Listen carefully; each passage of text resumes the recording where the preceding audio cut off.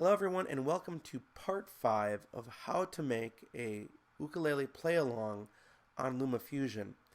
Part 1 looked at what hardware and software you needed.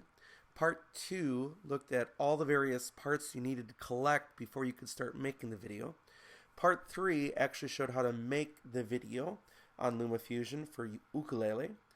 Part 4 showed how I modified the file for baritone ukulele, and here we are in part 5, which is going to look at how to make this into a non-ukulele play-along or just a general play-along. So I'm going to be using, again, Luma Fusion and switching back between that and the other app that I use is Songsheet Pro. I'll be jumping back and forth there, so we'll take a look at what you have to do here. So the first thing I'm going to do is I'm going to clone this file, the original one, the ukulele play-along. I'm going to hit this little clone button right here. It's going to make a new version. I'm going to click on it and retitle it and call it lyric-based play-along. That's what I call these. I could just say a chord play along or something, but that's kind of what I do. And then I go into the title here and I change things around, so this is where it becomes lyric based play along. So that top page is now available. I can take a snapshot of it so I have it later to use as a thumbnail in YouTube, and I go to the chords that you need to use. And here we're going to be moving away from these chord charts into actual just text for a little while. So I'm going to clone this top thing here. And then what I have to do is I have to enter all of these chord names separately. And the other thing you have to worry about is making them far enough spaced apart. And if you do a double tap, it'll put in that sort of that Oxford period that I actually use most of the time when I'm writing, but a lot of people don't anymore. The two spaces, or the period and then two spaces, a lot of people like just using regular. So sometimes you have to go in and out here and add those spaces manually, which can take a while, but that's okay. And you can just see what I'm doing here. I'll go to the next one and then add a space, go back on the other side, add a space, go back there, and go to C. And let's see how we're looking here. That's probably enough chords on that line. And then I'll go to the next one. We add a C minor. And a space. And I accidentally hit the wrong button there. There we go. A, and then I'll go back. Do an extra space in there. And here's the hard one. F sharp minor. I've got to put in a whole different symbol there. And finally, the E, everybody's favorite chord on standard ukulele.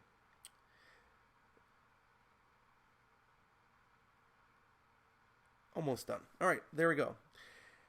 Now what I'm going to do is I'm going to click done here, and I'm going to change the face color of that to yellow. Works out pretty well for me most of the time.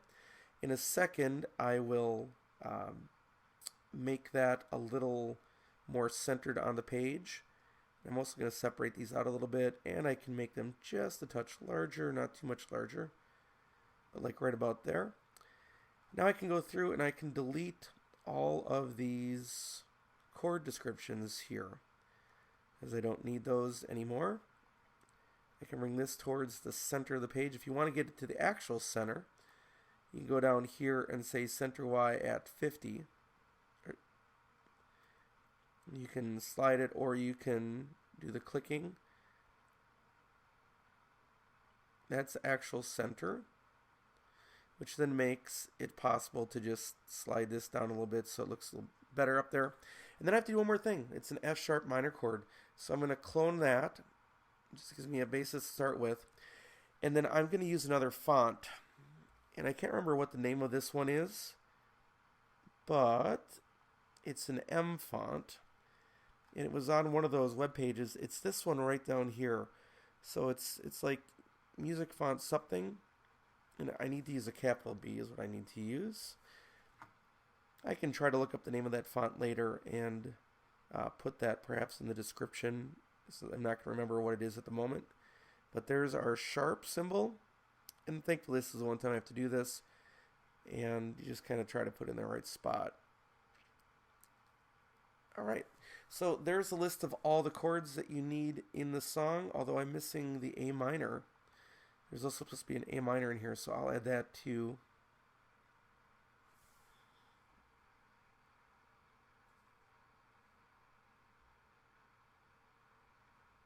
Alright.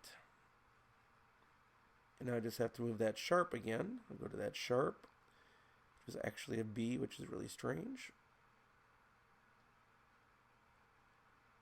And there we go. So there's the chords that we need to use, and then we go to the actual song. Now the cool part is we don't have to use this moving box anymore. The whole idea of the lyric-based song is that you've got advancing players who don't need to see the chords, or you've got a group of multi-instrumentalists who don't need to see the chords, and they don't need to follow a bouncing ball. That's the idea of these. It's kind of the next step, next generation play-along. And that's why I started making them. Again, this idea came out of a discussion on my podcast, the UkeStuff Podcast, with Dr. Jill Reese about the play-alongs, and we talked about the future of play-alongs a little bit and what's the next step for musical independence, and this was our idea. So now what we're going to do is we're going to go to Songsheet Pro. So I'm going to go to Songsheet Pro. And in here we've got the intro, which probably have to treat alone. Then this other thing. Now, there's one more thing I want to do, which is this. So here's I Believe in You. What we're going to do is we're going to edit, and we're going to copy everything. So I'm going to select all here. It's not liking that. I'll try that again one more time. All right, everything should be copied here. I'm going to click Done, and I'm going to make a new version of this. And it doesn't even matter what I call it. I can just call it Working, for example. I'm going here, and I'm going to paste the entire song. And the reason is because I've spent time getting the whole song right, but in order to do this and to use this file for the other video, I'm going to have to work around this and move some things up and down. So we'll take a look at how that, like for example, this word but here is really going to be part of this previous slide. I'm going to have to edit that. And then if I edit things here, I don't have to go back and change them back, and it's going to save me a little bit of time. So I'm going to click Done. And one of the things I try to do is I try to make these things as large as I can without additional lines being added to songs. Sometimes some things might need to be a little bit smaller. So this might be a pretty good deal here. So first thing we need to do is our intro. I'm going to take a screenshot. Now, if you don't know how to do a screenshot, it's your power button and your home button at the same time. That takes the screenshot. You have to click on that and click Done, and it's going to save it to Photos. And that's going to be ready to go. Now, here is the joy of this whole part of the process. I have to get some things ready. We are going to use the next chord still. And this one is going to be G as our next chord. But I use the same next. I make the face color yellow because the font that I use for this is yellow. And then need to go into the intro here and make this a G as well. But I now want that to be, the font is going to be bold. It's going to be Lato bold, like that. And I'm going to make the face color yellow. And oftentimes I'll make it a little bit larger yet, like maybe 70 works pretty well. Then I got to click and drag it over to here. Put that at the bottom of the page in this format. At least that's what I've been doing lately. And then these other things go bye-bye. Alright. There we go. Now if you look, I've eliminated everything that I had done before except for the background. But the timing here is still going to be essential to me. So I'm going to go in here and try to select this area or that little transition and delete that. Then I'm going to also temporarily delete this one. And now I'm going to go up to my photos. And I've got a lot of photos in my both my iCloud and on my device. So I like to go to recently added, which is far less complicated. And here's that screenshot that I took. I'm going to drag that down and drop it right here. It's going to default to 4 seconds, which is fine because I'm going to move it to whatever length I need it to go. Make sure that it's lined up just right on the old one. And now you notice that it's blanking out everything in its path. And this is where Luma Fusion absolutely rocks. So I'm going to go to cropping, and I'm going to crop to what I want to use from that photo. It's not going to crop the whole screen, it's just cropping that photo. Then I'm going to go to the fit mode, and I'm going to make it larger. I'm going to center it basically where I want it to be. And then here's the magic, is this word blending. And if I say blend it lighter, lighten it, it takes away the entire black background. Now that can be a problem if your background is too bright. So if you've ever wondered why I tend to fall on darker backgrounds, this is part of the reason for that. And then when I go back here, this is what you now see for your song.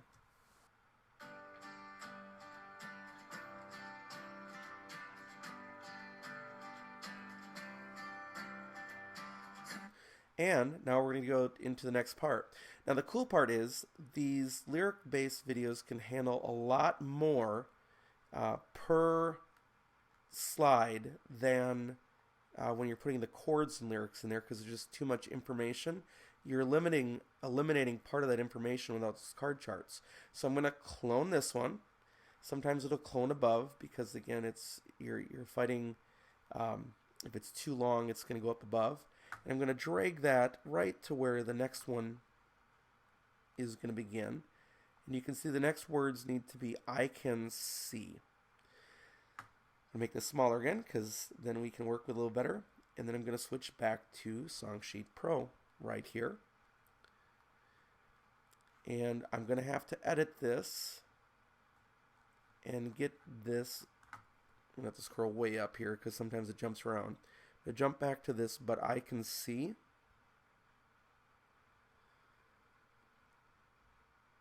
Like that. And then I have to get rid of that one space. I can enter it again. And now, if you take a look at this, here's that whole next part of that verse ready to go. I take a snapshot of it. Power button and home button at the same time. This is on the iPad Pro 2nd. The current iPad Pro is going to have a different way to take that screenshot. And then I go up to recently added, and if I look up here, it's already popped in. I drop it on top. I can adjust what I need. The cropping actually isn't too bad, but I'll crop it anyway. Slide this over. Figure out, oops, I didn't want to do that. Got to go to fit mode before you can move it around. And I don't really need it much larger. It's plenty large. Final step, blending. Go to down here to lighten. There you go. I might even be able to drag it out a little bit larger. Make it work a little better. Then I just adjust the length of the video, or of those clips, because I can now go to the I can see part. I kind of zoom in to make sure that I line it up right, and then I can also add the transitions here so that you can see what those look like just for fun. So I do continue to use the dip transition, and I'll do the dip up here. Again, when you're coming out of a dip, I make sure that it lines up. And scrolling over here, should have zoomed out, make this a little faster, but we'll add the dip and the dip down here. And that's how I do the lyric-based play along. So let me push play and let you see what's going on here. So the chords you need to use, and then you've got the intro going on right here. the C, the G and the C sus2, G C sus2, and then there you go. And that's what I'm going to do for the rest of the song then, with those little bit larger chunks. And I make sure not to put too much on the screen, but that's how I make then what I call the lyric-based play-alongs. So I think I'll do one more video in this sequence, which is how I upload everything to YouTube. I'll try to do that. It's going to require a little different focus because I'll be working on my MacBook. But that gets you through everything from what hardware you need, what software you need, how to put together or find all the pieces that you need, how to make the video, how to make the baritone video, and how to make the lyric-based video. And that takes you through most of the process. So I think there'll be one more video, a part 6 in this series.